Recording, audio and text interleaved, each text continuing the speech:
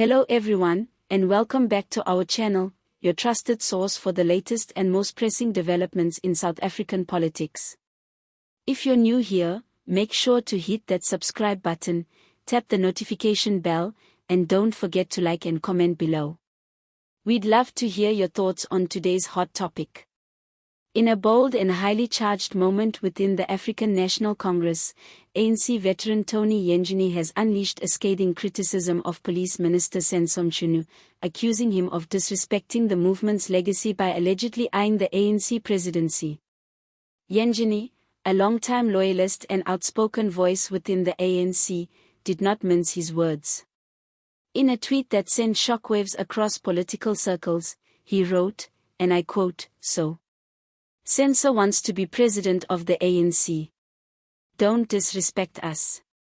That sharp, direct statement has sparked a fresh round of political debate and intensified internal tensions in a party already wrestling with identity, leadership, and future direction. Let's break it down. What exactly is going on, and why does it matter? The context: ANC leadership race heats up. Though the ANC's next elective conference isn't scheduled until 2027, the groundwork for leadership battles is clearly already underway. Behind the scenes, factions are moving, alliances are forming, and political heavyweights are eyeing the possibility of leading South Africa's oldest liberation movement into a post-Ramaphosa era. Now, the speculation around Senzo Mchunu comes amid growing chatter within ANC branches. While Mchunu has not officially confirmed any intention to run, some structures are allegedly beginning to rally behind his name, quietly at first, but now increasingly out in the open. Mchunu, a seasoned political operator, has served in various significant roles. From being KwaZulu-Natal ANC secretary, to holding cabinet positions such as Minister of Water and Sanitation, and now heading the Police Ministry, his CV is nothing to scoff at. Supporters argue that he brings experience, discipline, and a commitment to governance. But critics, like Yengeni, aren't buying it. Tony Yengeni, defender of the ANC legacy or political gatekeeper? Tony Yengeni's response was more than just personal opinion, it was a warning. He seemed to suggest that Mchunu's ambitions were premature, opportunistic, and potentially divisive. Yengeni questioned the timing, the motives, and the legacy implications of such a move. In his view, Mchunu should be focusing all his attention on fixing South Africa's embattled police service, especially amid skyrocketing crime rates, community distrust, and a department seen by many as failing to deliver on safety and justice. His critics say the police ministry is in crisis, with leadership paralysis and poor performance feeding into the country's worsening law and order situation. So, the question many are asking, is Mchunu's eye on the presidency a distraction from his current responsibilities, or is it a necessary step for a party looking for competent new leadership? Internal factions and the battle for the soul of the ANC. Yengeni's outburst also exposes deeper fault lines within the ANC, a party that has, in recent years, been plagued by factionalism, corruption scandals, and ideological confusion. With President Cyril Ramaphosa's future uncertain, several names have been thrown into the ring as possible successors. These include Paul Moshatile, the current deputy president, seen by some as Ramaphosa's natural heir. Zweli Mkhize, the former health minister, whose comeback has been controversial but persistent. And now, Senzo Mchunu, whose rise could challenge both current alignments and historical loyalties.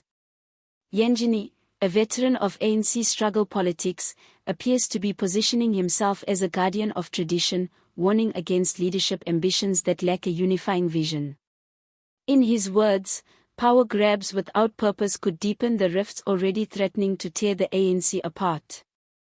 The broader picture: what's at stake for South Africa? Make no mistake, the stakes are not just internal. The ANC's choice of leader will shape the future of South Africa. With high unemployment, service delivery failures, widespread corruption, and a volatile economy, the country cannot afford a party obsessed with personal ambitions over national priorities. Critics of Mchunu's possible candidacy argue that it's a move based more on political opportunism than a well-articulated strategy for renewal. Supporters, however, see him as a clean, capable, and consistent leader, someone who could rebuild the party's image and re-establish public trust. But as we've seen time and time again in ANC politics, public perception often lags behind internal power dynamics, and the real battles are fought not in parliament or press conferences, but in branch meetings, provincial caucuses, and closed-door negotiations. Political analysts weigh in. Several analysts have weighed in on the drama. According to political commentator Ralph Matheka, what we are witnessing is the early signaling of succession politics, a trend that typically emerges years before official announcements. Others argue that Tony Yengeni's public rebuke is not just a defense of history, but also a power play, a way to remind the party base of who holds the moral authority in the liberation movement. It also raises another issue, the generational divide in the ANC. Is it time for younger, reform-minded leaders to take the reins, or should the party remain anchored in its traditional power structures and veterans? Final thoughts. So, where does this all leave us? It's clear that the ANC is heading into a stormy period of introspection and infighting. The road to 2027 is already proving to be rocky. The party must decide whether to cling to its past or boldly reshape its future. Whether Senzo Mchunu runs or not, one thing is certain, the contest for the soul of the ANC has already begun. And now, over to you, what do you think? Should Senzo Mchunu run for the ANC presidency? Was Tony Yengeni right to call him out publicly? Can the ANC survive another round of factional infighting? What should the ANC leadership focus on most urgently? Is the party still capable of leading South Africa into a brighter future? Let us know your thoughts in the comments section below. Don't forget to like this video, subscribe to our channel, and share it with friends who care about South Africa's political future. Thanks for watching, and as always, stay informed, stay engaged, and stay critical. See you next time.